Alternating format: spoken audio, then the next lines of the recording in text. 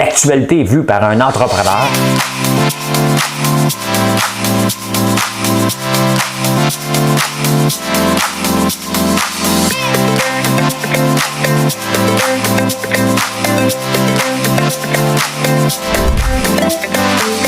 Ça bulle, parce que des fois j'ai des bulles, mais ça bulle.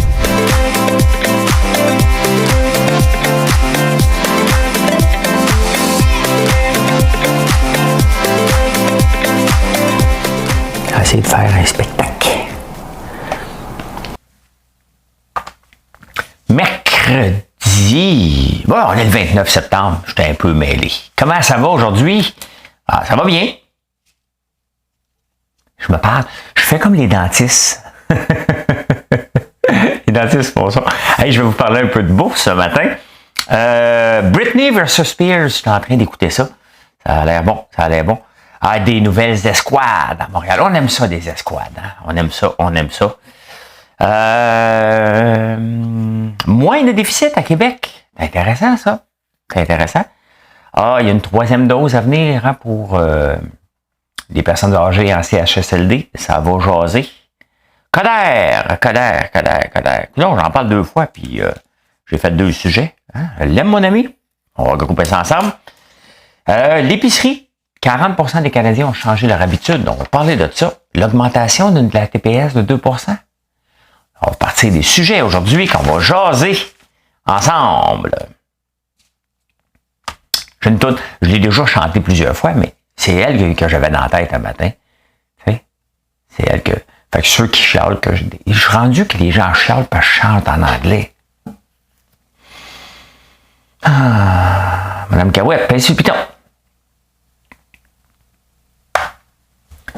Je me lève et je te bouscule. Tu ne te réveilles pas comme d'habitude. Sur toi, je remonte le drap. J'ai peur que tu aies froid comme d'habitude. Ma main caresse tes cheveux presque malgré moi. Comme d'habitude, mais toi, tu me tournes le dos, comme d'habitude, comme d'habitude. Bon, ok, c'est pas un show de chanson ici. C'est parce que des fois, je me prends au sérieux. Des fois. Ah, je me suis endormi, j'ai commencé à écouter Britney versus Spears. Je m'ai réécouté ça ce matin. C'est pas mal bon. Britney Spears, c'est tabarnouche. Hein? On va vous parler de ça. Voyons, ça me pique. Et j'en reviens pas, tu sais. Bon. Je suis investisseur à la bourse depuis presque toujours. Ça a toujours été ma passion. C'est ce que je voulais faire avant même d'être entrepreneur. Je voulais être sur le parquet de la bourse. J'avais deux choix. C'est comme un joueur de baseball qui finit au hockey. Il y en a qui sont talentueux dans 2 affaires. Je dis pas que je suis talentueux. Je dis juste que j'avais des passions, puis lorsque tu es passionné, ben, tu t'informes, tu lis et tu deviens bon, normalement. Hein? Quand tu as une passion, ça aide à devenir meilleur. Ça ne veut pas dire que tu vas l'être, mais mon premier logiciel, j'ai écrit, c'était sur faire des analyses techniques, c'était en 1989. Ça fait un bout de temps, là. Parce que ça n'existait pas, j'achetais la presse, je rentrais les cotes des différentes compagnies qui m'intéressaient, une centaine. Et je faisais des graphiques avec ça. Ça fait très longtemps. Hier encore, je me suis fait accuser. Coudon, tu perds jamais, toi? Ben, je vends pas. Je suis pas un vendeur de titres quand je me trompe chez HEG, mais dans la catégorie, on va revenir plus tard. Chacun sa stratégie. Hein? Je le cache pas, je le fais en direct sur YouTube. Et là, les haters qui ont perdu probablement beaucoup d'argent hier, parce que hier, si vous êtes sensible avec la bourse, je vous conseille de pas aller voir. Je vous conseille de ne pas aller voir vos états financiers aujourd'hui. Attendez à ce soir, ça va être une meilleure journée aujourd'hui. Tu sais, c'est pas tous les jours que ça dégringole comme hier.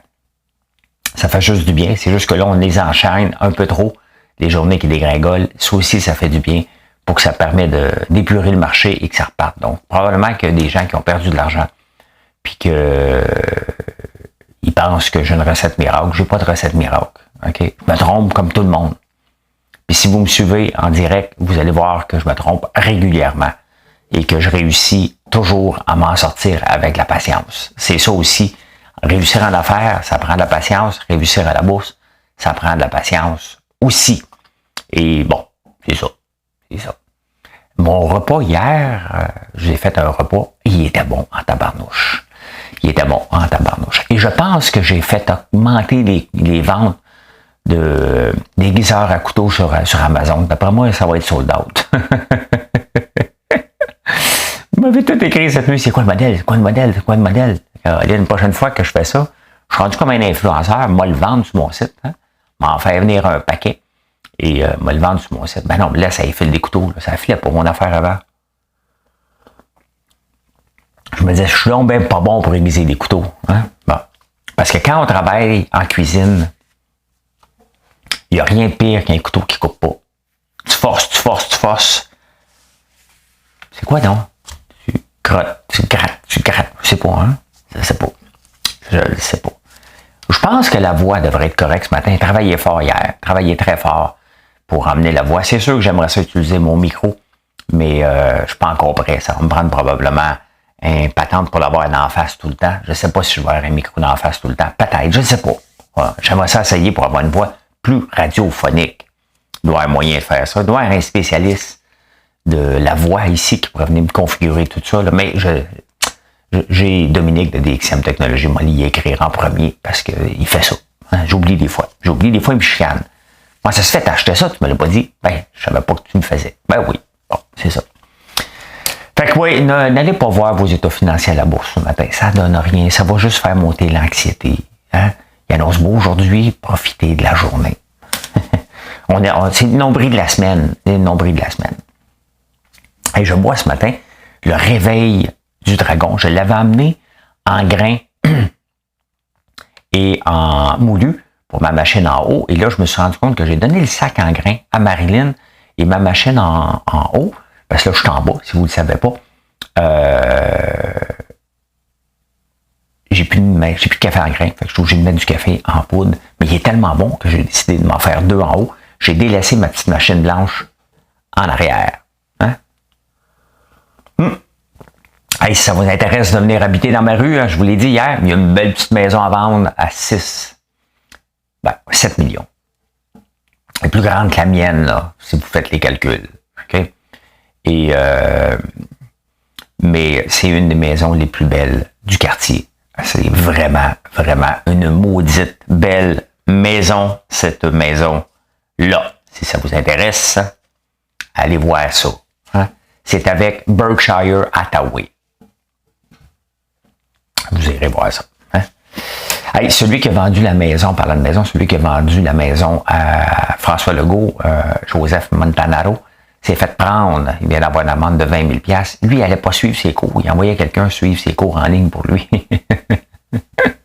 Il dit, moi, de toute façon, mon but, c'est de vendre des maisons, pas besoin de suivre des cours. Mais il s'est fait taper dessus. Hein? Il s'est fait taper dessus. Ben, j'ai écouté Britney Spears. À moitié, vous savez que moi, quand j'écoute quelque chose, je tombe endormi dessus. T'sais. Puis je ne voulais pas le manquer parce que c'est le 4e documentaire sur Britney Spears. Et pauvre elle, ça fait 13 ans qu'elle est sous la tutelle de son père et elle est déclarée comme démence. Elle fait de la démence. C'est quand même assez spécial. Hein? Elle peut pas contrôler rien. Tout est contrôlé. Ses appels téléphoniques, c'est des micros dans sa chambre. Tout est contrôlé. Mais tout. Trop folle pour se gérer, mais pas assez folle pour continuer à rapporter de l'argent. Hein? C'est quand même assez spécial. Non, mais si tu souffres de démence, tu as besoin de traitement, peut-être t'envoyer sur un stage n'est peut-être pas la meilleure idée. Hein? Mais c'est bon d'un côté, puis c'est pas bon de l'autre. Écoutez, ça n'a pas de sens. La pauvre fille, ça fait 13 ans. Elle est sous la tutelle de son père. Tabarnouche, hein? Hey, nos enfants, là, à 18-20 ans, ils pensent qu'ils connaissent tout. Ils veulent plus avoir de nos conseils. Et boy, hein? Elle est rendue à 40. À quel âge, Britney Spears? Britney Spears. Quel âge que t'as, toi, Britney? Britney Spears. Âge. Elle a 39 ans. Hein? Son net worth, c'est combien? Elle a rapporté 60 millions, je pense, qu'elle a rapporté. Britney net worth. Ah, pas Netflix, net worth. Ça vaut ce que ça vaut. Moi aussi, mon net worth est sur Internet. Elle a déjà valu 60 millions. Pas beaucoup, hein? 2002, sounds like it makes sense. C'est pas beaucoup, 60 millions. C'est pas tant que ça. C'est beaucoup d'argent, là, mais c'est pas tant que ça. On pense tout le temps que... Moi, je pense tout le temps que ça vaut des milliards. Je passe trop de temps sur Netflix. Hein? Tout le monde, pas sur Netflix, sur TikTok. Tout le monde est milliardaire. Ben, vous savez que maintenant, il y a 1 milliard de personnes qui écoutent Netflix. Chaque mois. Ouais, Britney Spears, tu sais, moi, j'ai commencé à l'écouter, puis je lisais dessus. Et ce qui est phénoménal, c'est qu'elle avait 14 ans, je pense, quand elle a commencé. Elle s'est pas rendue là par hasard, hein? Oui, elle était belle. Oui, elle a une belle voix. Bon, tout le monde va dire que tout est relatif, là. Elle n'a pas une belle voix comme François Lambert, mais bon, elle ne peut pas tout avoir dans la vie, hein? Fait que Britney, c'est son éthique de travail aussi. On sous-estime l'éthique de travail et le travail acharné et la passion que ces gens-là mettent derrière pour devenir des superstars. Mais les gens oublient cette partie-là. Hein?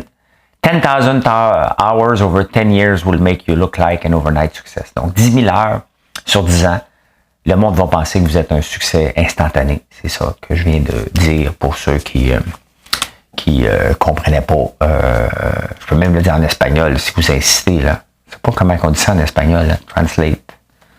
Translate. Google. On va juste s'amuser, là. Hein? 10,000 hours over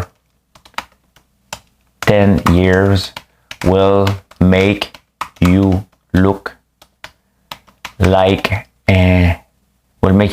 an overnight success. Overnight success. Ben, ça, on va traduire ça maintenant en espagnol. Non, ben, faut s'amuser aussi dans la vie. Là. Prends un café pendant ce temps-là. Relax, là. Espagnol. Oh, je sais même pas comment dire. 10 000. 10 000. Faut que je le mette en 10. Voyons. 10,000. OK.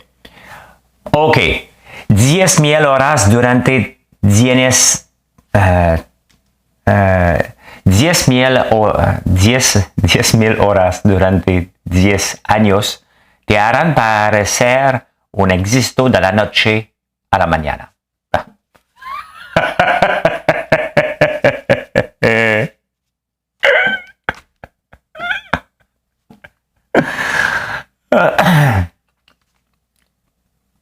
Pas facile la vie. Ce n'est pas facile. J'aime ça me lever à 3 heures du matin. Vous savez, aucune idée comment. Je sais même pas comment je pourrais revenir à ma vie d'avant. De me coucher à 3 heures du matin, un peu chaud d'ail. Pas tous les soirs, quand je sortais. Tu rentres ici, un peu chaud d'ail, la misère de brosser les dents. Tu lèves le matin, t'es complètement poqué, tu sais. Hey, me couche à jeun, je me lève à jeun. C'est assez... je reste à jeun jusqu'à midi, totalement. Et je m'amuse. Ceux qui m'aiment pas, dernièrement, c'est ceux qui ont perdu d'argent beaucoup à bourse hier, ils ont sorti pour venir me planter. Je les ai bloqués maintenant. Moi, je ne m'obstine plus, je bloque. Ils me disent que t'es maudite nouvelle plate. Mais ils les écoutent, mes maudites nouvelles plates. Hein? Comme de plus en plus de monde, parce que vous le partagez, vous faites un like. Et de plus en plus de monde qui viennent écouter. Merci pour ça. Merci. C'est les vraies nouvelles, mais on s'amuse. C'est ça qui est important. L'important dans la vie, c'est de s'amuser. La vie n'est pas toujours belle, la vie n'est pas toujours rose. On a toutes des factures à payer. Moi aussi, j'en ai des factures à payer. Moi aussi, j'ai des coups durs, comme vendredi passé. Samedi, c'était une bonne journée. J'oublie les... Tu sais, pour être heureux dans la vie, ce que je fais, tout simplement, les journées trop basses, je les élimine. Les journées trop hautes, je les élimine. Non, je les élimine pas. Hein? Je les oublie. Hein? Je passe à autre chose. Comme hier, on a eu une très, très, très, très, très belle journée de vente. Hein? Les commerçants commencent à nous choisir. J'ai vu parce qu'à 4 heures du matin, Marilyn m'envoie son rapport de la veille. Elle se lève pas à 4 heures du matin, c'est planifié. De toutes les ventes facturées qui ne sont pas dans Shopify, parce qu'on facture soit par Shopify, donc les clients indépendants, ou les grands clients, on leur envoie des factures. Et là, j'ai vu des grosses factures des clients qui commencent à remercier leur employé. Remercier dans le sens thank you. Hein? Pas remercier 4%. Là. Tiens, 4%, une boîte d'érable. Non. Mais là, il y a 2 nouvelles escouades contre la violence armée à Montréal qui s'en viennent. C'est tellement... Moi, je crois pas à ça. T'sais. La violence, puis il y a des articles dans les journaux à peu près à travers le monde. La violence armée a augmenté depuis le début de la pandémie. C'est un fait. OK, les gens sont plus agressifs, sont plus à bout. Et il y en a qui perdent... ils pètent les plombs. On fait un jeu de mots poche, mais ils pètent les plombs. C'est mondial. Maintenant, comment voulez-vous qu'une escouade supplémentaire contre la violence armée, qu'est-ce qu'ils vont faire? Comment ça se fait? Qu'est-ce qu'ils vont faire de plus que la police actuelle n'est pas capable de faire? Les escouades, il y en a à toutes les... Dès qu'il y a un problème à Montréal, on crée une escouade. Peu importe, policière ou de la rue, escouade police, escouade du trottoir, escouade de la mobilité. On crée des escouades pour faire des patchs. Après ça, on est resté avec. À un moment donné, ça disparaît tranquillement. Ou ça devient souvent permanent. Hein? Il n'y a rien de plus permanent qu'une solution temporaire. Comment ça se fait? En partant, là, la Ville de Montréal n'a pas. Il faut qu'on fasse quelque chose. Mais on ne pourra jamais régler le problème des armes à feu tant et aussi longtemps que des gens vont pouvoir s'acheter des armes à feu. Tu sais, c'est tout aussi simple que ça, là. La problématique, elle est là. Je peux très bien aller m'acheter une arme à feu puis pas être brillant, là. Je peux être le gars le plus fêlé sur la terre. Ça paraîtra pas quand je vais aller acheter mon arme à feu. Tu sais, c'est ça, en partant, qu'il faut se poser. Ils ont beau être barrés, mais c'est toi qui as la clé. Tu sais, on n'est pas sorti du bois, là. C'est pas en faisant de l'éducation avec ces gens-là. T'sais. Si quelqu'un décide de tirer sur quelqu'un, c'est pas en allant l'éduquer. Vous dire, gars, c'est pas bon faire ça. Il sait que c'est pas bon. Mais pour lui, c'est bon à tabarnouche. OK? Hein? Le bon pour nous n'est pas le bon pour quelqu'un d'autre. C'est comme jaser avec un complotiste. Richard Martineau en parle ce matin. Il n'y a rien à faire, hein? Il n'y a rien à faire avec quelqu'un de complotiste. T'as beau essayer d'y parler. Ça rentre pas. C'est des gens quand même qui pourraient réussir en affaires parce qu'une des règles de base en affaires, aussi pour réussir, c'était être un peu têtu. Hein? La persévérance.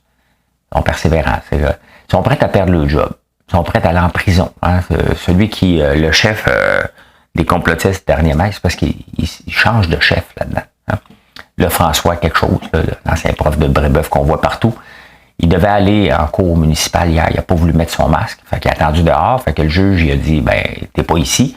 Donc, un mandat d'arrestation. Là, il est en prison. Avec pas de masque, j'imagine. Il y a de la contre-productivité des gens, puis pour rien. Pour strictement rien. Je comprends pas que des gens sont... Regardez, je vous ai parlé hier soir du gars qui est complotiste, qui cherche un job pour venir travailler sur la ferme, puis qui me ramasse solide parce que je regarde son Facebook. Hey, regarde, ton Facebook est public. Ça fait partie des outils des employeurs de regarder les Facebook, de voir, OK, quel genre de personne que j'ai? Quel genre de personne que je vais embaucher? Parce que bâtir une entreprise, c'est quoi? C'est de bâtir un écosystème. On veut des gens qui viennent pas chercher de la chicane, on veut des gens qui viennent travailler, mais qui s'entendent bien. C'est de bâtir des gens pour qu'il y ait une chimie entre les gens. Ça fait partie de ce qu'on recherche lorsqu'on embauche quelqu'un. On ne cherche pas à embaucher quelqu'un tout le temps pour boucher un trou. On cherche à embaucher quelqu'un qui va nous faire avancer, bien entendu, aller plus loin, et qui fit dans l'équipe. Et quand je suis tombé sur le Facebook du gars et tabarnouche. Moi, je ne demande pas aux employés encore d'être vaccinés. Ça va peut-être venir. Ça va sûrement venir. Hein? Je ne le demande pas. Je demande juste un respect. Un respect des normes. Si tu ne veux pas être vacciné pour 1000 raisons, parfait. Mais viens pas en discuter à l'entreprise et je ne veux pas le savoir. Je ne le demande pas. Mais, fais attention. Tu sais, fais attention. Moins de déficit que prévu à Québec. Moins de déficit, on avait prévu 12,3 millions et 12,3 milliards, 12,3 millions, c'est un sac de peanuts, là. 12,3 milliards, mais l'économie va super bien. Va tellement bien qu'on avait prévu un rendement de le PIB, hein, c'est le produit intérieur brut, de 4,1%, puis il est de 4,2, il est à 5,1. Fait qu'on va pouvoir réduire la dette un peu plus que prévu. Donc, c'est une maudite bonne nouvelle, l'économie. Mais la pénurie de main-d'œuvre, c'est pas sorcier, là, la pénurie de main-d'œuvre, parce qu'il y en a une.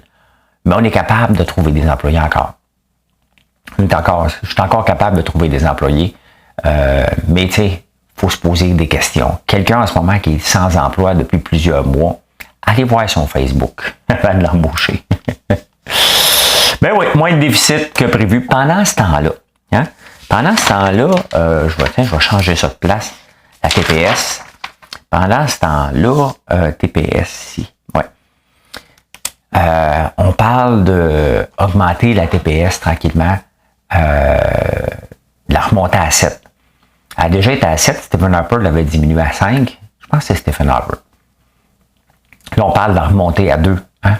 Rapidement, les folies de Trudeau, c'est pas nos générations futures qui vont payer pour aussi, c'est aussi nous autres qui vont payer pour les dépenses folles et de maintenir la PCU dans un temps de pénurie de main-d'œuvre. C'est quand même assez spécial. Là, les employés fédéraux aussi vont se faire dire que vous allez être obligatoirement vaccinés, comme les travailleurs de la santé. J'espère qu'ils ne pourront pas se mettre sur la PCU s'ils ne travaillent pas. Hein? Non, mais tu sais, à un moment donné.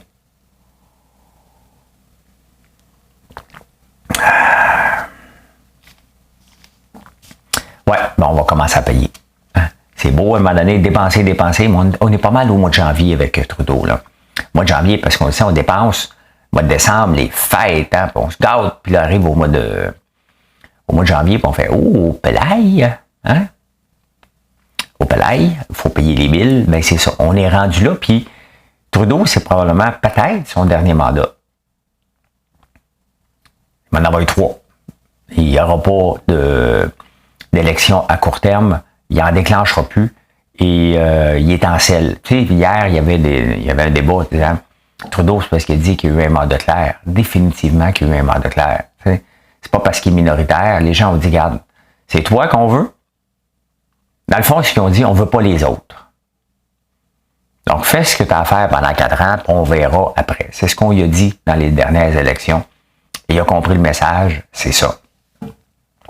C'est ça. Et les autres sont trop cassés. Et ça sera pas, tu sais, déclencher des élections, ça prend... faut que le public soit prêt. Là, on est commencé à tanner un peu là, des élections. Fait que voilà, fait que la TPS risque d'augmenter de 5 à 7% rapidement. Il y a une 3e dose à venir. Oh là, les complotistes vont sortir. Vous l'avez dit qu'il ne marchait pas, ce vaccin-là. Hein? Je vous l'avais dit qu'il ne marchait pas. Mais non, mais c'est comme le vaccin de la grippe. On n'est pas des spécialistes. Moi, quand j'entends, puis je lis, là, des gens, j'ai fait mes recherches. Sincèrement. Pouvez-vous me dire quel genre de recherche? Non, dites-moi le pas, vous allez me bombarder de messages. C'est pas des commentaires comme ça que je veux. Okay? Mais quel genre de recherche que vous avez fait? Sur le nombre de morts? Hein? Sur comment le vaccin attaque le virus? Quel vaccin pourquoi telle compagnie a utilisé une technologie versus une autre? C'est quoi vos recherches? Quand je dis j'ai fait mes recherches, sincèrement, à moins d'être scientifique puis de bien comprendre comment un vaccin fonctionne et comment il attaque le corps et pourquoi certains vaccins on l'a à vie et d'autres, il faut revenir, mettons, comme le tétanos aux 10 ans. Vous avez fait vos recherches, vous avez juste checké ce que vous voulez checker. C'est pas mal ça, là. Les travailleurs de la santé, il y en a quand même 15 000 qui ne sont pas vaccinés. 7 500 qui sont en première ligne. Ça veut dire des infirmières, des préposés aux bénéficiaires, peut-être même des médecins, on ne le sait pas. Peut-être que c'est obligatoire pour eux autres, je ne sais pas là. Mais qui rencontrent des patients directement qui ne sont pas vaccinés. Ces 15 000-là s'en vont à la maison, là. Ils vont faire quoi? Vous êtes prêts vraiment à perdre vos revenus, à perdre votre emploi? Il y a bien des choses que je suis prêt à faire dans la vie, là. Mais à moins d'avoir un plan B, même si je dis qu'en affaires, il n'y a pas de plan B, ben à moins d'avoir un plan B, après l'infirmière, qu'est-ce qui va se passer si tu es infirmière ou infirmier? Tu vas faire quoi? Tu te lances en affaires? Parfait. Mais si tu n'as pas de plan B, tu acceptes de couper tes revenus comme ça. Vous êtes assez riche pour ça. J'espère que vous n'avez pas le droit à l'assurance chômage. J'ai hâte de voir c'est quoi les règles pour appliquer. T'sais, mettons que tu te fais suspendre de ton travail sans solde parce que tu ne te fais pas vacciner. J'espère que tu n'auras pas le droit à l'assurance chômage après 8 semaines. Hein? D'ailleurs, les heures d'assurance chômage, c'est diminué maintenant de 600 à 420, l'accumulation des heures de travail. Tabarnouche. Hein? J'ai pas de statut, j'ai pas rien sur Valérie Plante, mais Denis Coderre sort. Moi, je passe par le boulevard L'Acadie quand je sors de l'autoroute pour m'en venir ici. Le boulevard L'Acadie, c'est près du Centre Rockland à Montréal, près du cinéma Goudzou. Là, au cinéma Goudzou, pas propre que j'allais, là. C'était sale. Il faut appeler un chat, là. C'est sale. Quand c'est sale, il faut le dire, c'est sale.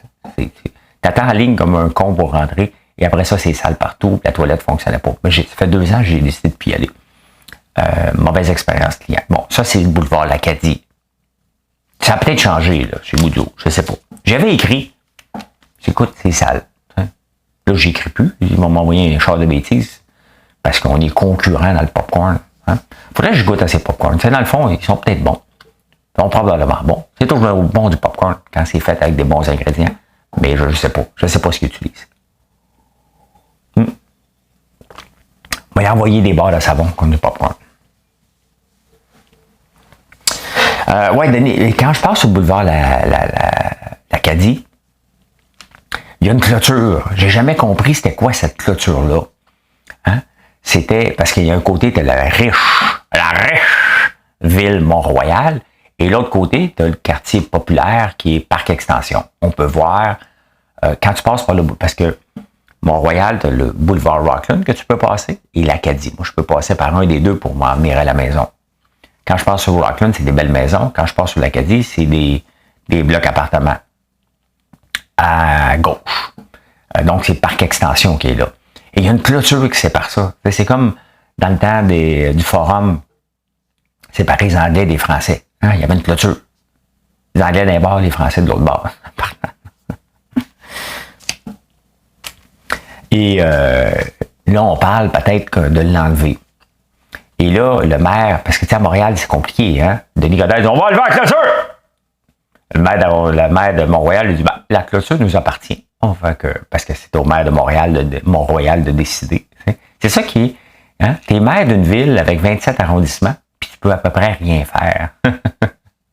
On va enlever la clôture! Nous autres décident. OK. Hein? C'est simple.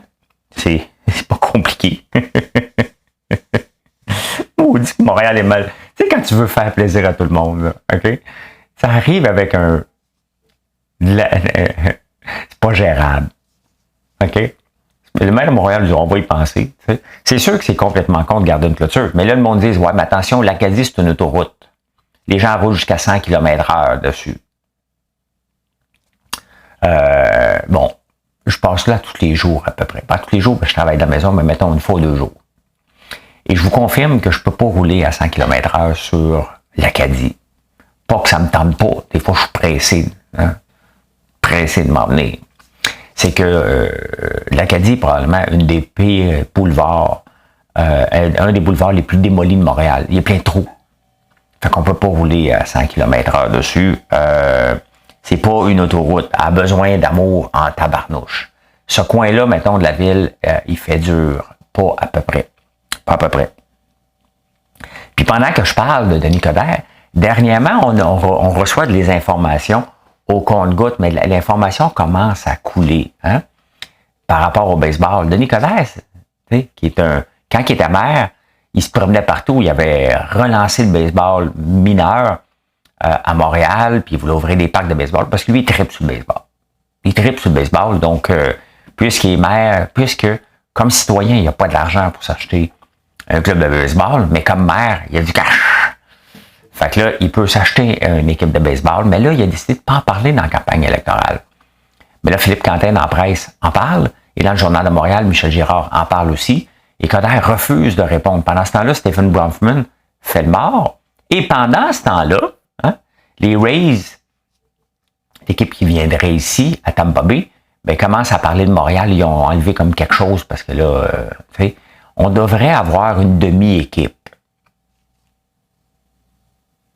Allô, le sentiment d'appartenance, hein? T'sais, une équipe qui ne nous appartient pas, avec des joueurs qui habitent pas ici, qui vont juste venir jouer ici, puis ils vont sacrer leur camp après. Allô? Sincèrement. Sincèrement, y a-t-il quelqu'un qui croit à cette idée-là? Pendant ce temps-là, Denis Coderre n'en parle pas. C'est comme on parle pas de ça dans la campagne électorale, mais c'est ça. Hein? C'est le bon vieux Denis qui joue à des cachettes, qui veut pas le dire. Non, mais c'est parce que, regarde, tu peux nous gérer, tu peux pas nous passer encore à travers la gorge. On n'en veut pas d'équipe. On n'en veut pas de demi-équipe. Que des milliardaires se payent un trip, ils gagnent, ils ont le droit. Mais on n'a pas comme contribuable à payer pour surtout une demi-équipe, s'il te plaît. Hein? S'il te plaît. On n'a pas à payer pour ça. Je suis complètement contre. N'importe qui a le droit de se payer ce qu'il veut.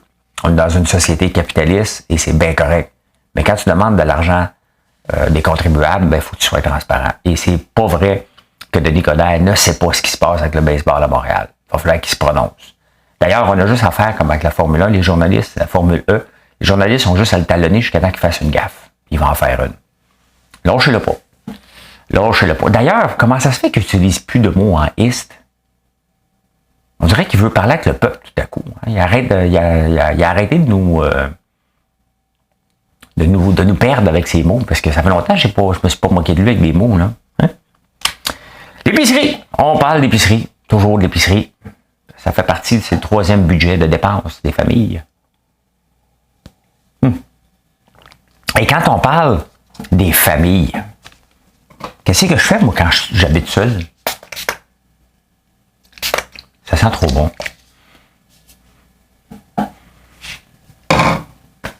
Ça sent trop bon. Ouais,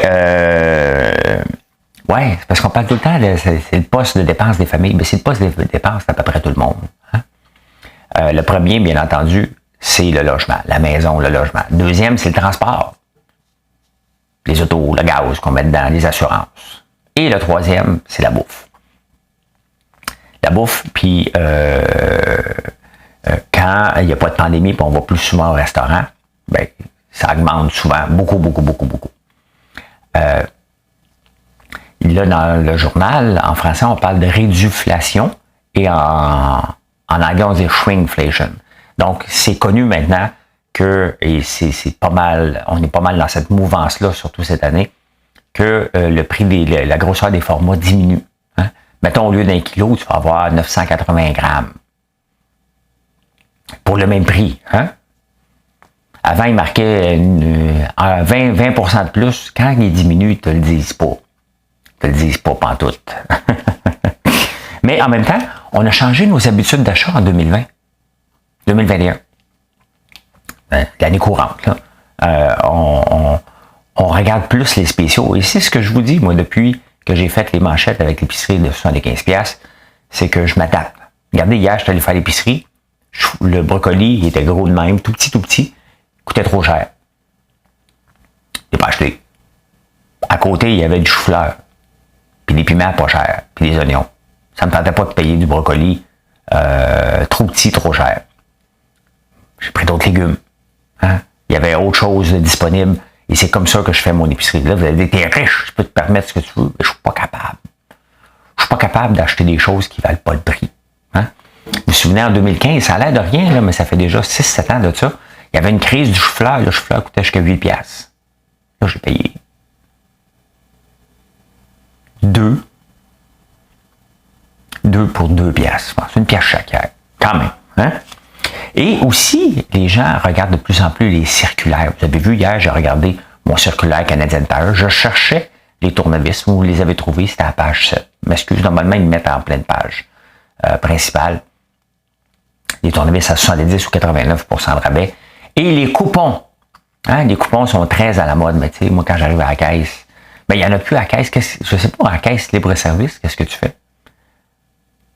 Avec ton petit coupon, ok, petit coupon. Pas longtemps. Hein? Couponing, c'était très populaire, ça m'a donné, il y a des émissions, je ne sais pas si ça existe encore. Eh bien voilà comment j'ai vu l'actualité de ce mercredi 29 septembre. Merci d'être là.